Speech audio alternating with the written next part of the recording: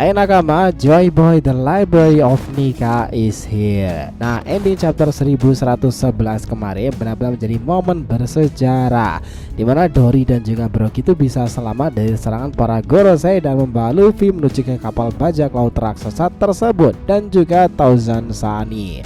Mereka semuanya bergegas segera kabur ke pulau para raksasa Elbaf di situ. Ini menjadi tujuan yang menarik bagi para kru Mugiwara sendiri kan. Akhirnya Sangs, kita akan bertemu lagi setelah lebih dari 12-an tahun.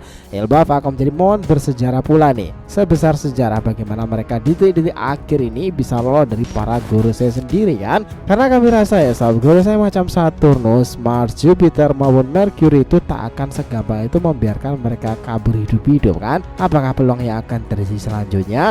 Dan apakah Luffy sudah benar-benar rindu dengan idolanya Sangs dan siap mengembalikan topi jeraminya itu?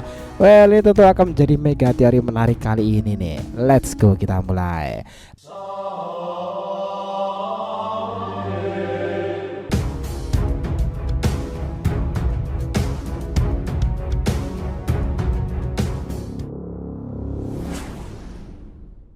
Nah, sebelum masuk pembahasan, jangan lupa untuk like video ini ya nakama. Ya, sebagai dukungan bentuk support kalian lah untuk channel ini ke depannya agar terus berkembang dan berpetualang bersama Nika sang Joy Boy ini. Nah, jika sudah, terima kasih banyak dan mari kita mulai petualangan itu. Gini, seperti yang kita tahu nih, perisai matahari Nika itu benar-benar bekerja di tangan Dory dan juga Brogy kan. Ketika mereka meniupkan trompet tanda mundur itu nakama, semua para kru bersiap untuk segera melesat ke Elbaf sendiri kan. Entah di sini apakah mereka itu menggunakan Thousand Sunny dan Franky bisa menggunakan letupan cola itu untuk membuat kapal tersebut terbang, atau kapal Thousand Sunny berada pada kapal bajak laut raksasa legendaris Elbaf sendiri, Dory dan juga Brogy dan para pengikutnya. Jadi jika demikian maka cara kabur mereka akan berbeda dari yang kita bayangkan. Kita tahu bahwa Luffy dan juga Brogy Dory itu sudah berlarian menuju ke tempat itu deh. Sementara para Gorosei sendiri tengah menerima ledakan pembalik yang dilakukan oleh Luffy itu menggunakan tongkat baseballnya kemarin. Pertanyaannya, apakah para Gorosei akan membiarkan mereka segampang itu kabur? Rasanya enggak kan ya. Kita sih malah berpikiran bahwa para Gorosei sendiri akan langsung berkumpul setelah mereka itu mencoba kabur ke pulau Elbaf. Apakah ketika Vegapunk berhasil mendeklarasikan pengumuman itu kepada seluruh penjuru dunia? Tentu aja dong, para Gorosei tak ingin mereka semuanya kabur hidup-hidup. Saint Marcus Mars, Saint Ethan Baron, Saint Jupiter, Saint Saturn dan Saint Thomas Valkyrie pasti akan mengamuk di sana. Tetapi jika kelompok baru datang ke Egghead sendiri untuk bukakan jalan bagi kelompok Mugiwara sendiri menuju Elbaf, itu situasi lain lagi dan akan terjadi sesuatu yang menarik. Hal yang paling mungkin adalah menunggu informasi dari pergerakan Dragon serta para pasukannya. Kita sih ngerasa ya bahwa Revolutionary Army itu nanti akan membantu sih karena pesan dari Saka kala itu untuk Dragon. Tetapi akan ada istilah yang cukup lama nih, pertemuan antara Dragon dan juga putranya itu yang masih dipertanyakan. Malah ada kemungkinan loh Sabo yang akan bertemu dengan Luffy kan. Jika itu terjadi, Dragon mengurus para Gorosei sendiri. Who knows, itu masih menjadi teori yang menarik untuk diperdebatkan. Karena hal yang paling relevan itu sebenarnya untuk mengadang para Gorosei sendiri sebenarnya adalah kemunculan robot kuno kemarin. Dia bahkan mengatakan permintaan maaf kepada Joy Boy kan. Dialah yang mungkin akan mengganggu para Gorosei sehingga membuat Nika dan para komplotnya lolos dari area tersebut. Who knows, pertarungan seperti apa itu jelas bakalan menarik banget. Sekarang gini aja, jika kelompok itu berhasil menuju ke lokasi timur laut Egghead dan berlayar, otomatis peluang mereka ke Elbaf akan jauh lebih besar lagi kan. Ditambah mumpung Admiral Kizaru yang lagi kena mental tuh, dia tak akan mengejar mereka melesat dengan kecepatan cahayanya. Nah, pertempuran Gorosei sedang dihalangi juga. Mereka akhirnya akan segera menatap Elbaf dengan segudang keindahan pulau raksasa tersebut. Pulau yang misterius, mistis terletak di utara Greenland sana dan banyak suku-suku menarik di sana. Tentu kita akan mengungkapkan bagaimana tujuan sebenarnya Mugiwara Pirate sampai ke pulau Elbaf sendiri. Dan salah satu di antaranya pasti akan membuat kalian tercengang nih sob. Seperti yang kita tahu dari banyaknya hipotesa sejarah tentang tempat tersebut, Elbaf adalah salah satu tempat paling indah di dunia One Piece loh. Pulau ini memiliki pemandangan yang menakjubkan, seperti pegunungan yang menjulang tinggi, lembah hijau yang sangat luas itu, dan sungai-sungai yang indah yang mengalir melalui hutan lebatnya itu.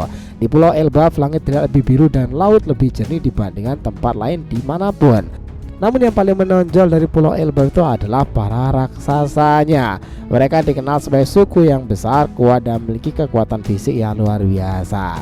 Raksasa-raksasa Elbaf juga memiliki kekuatan dan keterampilan yang luar biasa dalam pertarungan.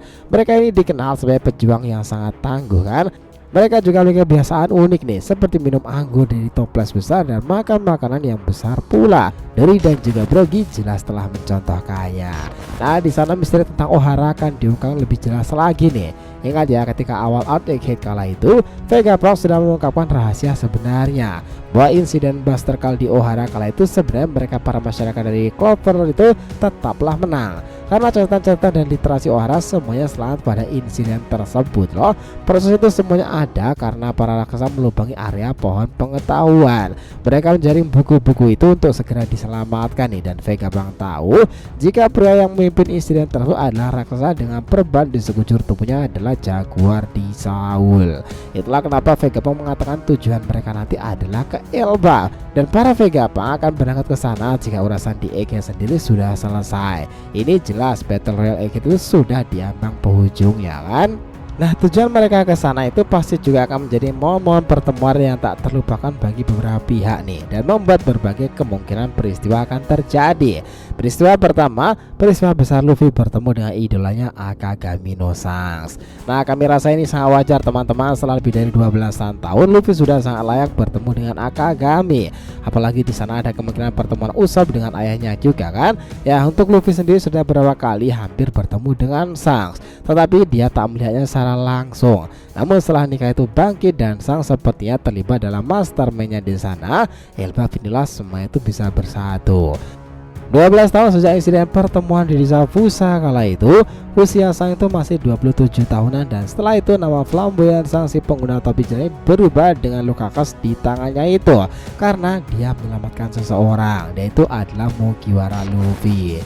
Ini benar-benar momen yang layak ditunggu sih keduanya nanti. Ingat ya, sebelumnya Shanks itu memang telah menunggu di sana, dimana mereka itu baru saja memporak-porandakan bajak laut Eustace Captain Kid kan. Tentu jika Luffy tahu itu, dia tak akan menyangka bahwa idolanya telah membubarkan kelompok rekan-rekannya bertempur di Wano Kuning kala itu. Shanks sendiri kami rasa juga berperan kenapa Dory dan Brogy itu menjemput Luffy sendiri di Egghead sana. Itulah sepertinya ada pada sebuah master plan-nya pula. Nah, bertemu dengan Shanks setelah kondisi Luffy menjadi nikah seperti ini pasti akan menjadi salah satu sebuah hal yang paling bersejarah yang pernah ada kan. Tak hanya itu nih, peristiwa kedua Usopp bertemu dengan Yasop. Seperti yang kita tahu, Usopp itu adalah karakter yang selalu menceritakan sebuah misi yang sangat fantastis. Namun banyak dari kisah yang disampaikan Usopp itu hanyalah sebuah omong kosong belaka alias bohongan. Nah, yang menarik adalah bukan hanya sekali atau dua kali saja, sudah berkali-kali ia omong-omong tersebut, dan kisah-kisah yang disampaikan Usopp ini pada akhirnya malah menjadi kenyataan loh. Dari yang sebelumnya hanya sebuah kisah dan sekedar omong kosong belaka yang dongeng itu, akhirnya dikabulkan oleh Oda Sensei dengan cara yang luar biasa dan tak terduga. Jauh di chapter yang lalu, tepatnya di Address Rosa dahulu, Usopp untuk pertama kalinya mengatakan jika memiliki Houshoku no Hakinya. Di sini pula ada satu kebohongan dari Usopp yang menemukan banyak teori-teori mengenai Usopp itu bermunculan, di mana dia mengatakan jika dia adalah keturunan dari seorang bernama Montblanc Norland. Montblanc Norland sendiri adalah seorang tokoh yang sangat terkenal di North Blue sana. Dia itu dikenal sebagai pembohong atau pembual atas ceritanya tentang sebuah kota emas jaya.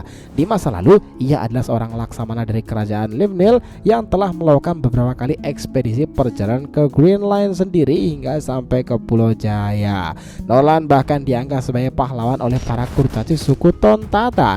Jadi akan sangat wajar jika Norland itu juga memiliki pengaruhnya di tempat-tempat yang lainnya. Itu akan memiliki benang merah dengan taktik dari Usopp ke depan kan, terutama mengenai yang sudah dia inginkan sejak lama, yaitu menjadi orang yang berpengaruh di Pulau Elbaf untuk dibilang Ad Elbaf itu nanti.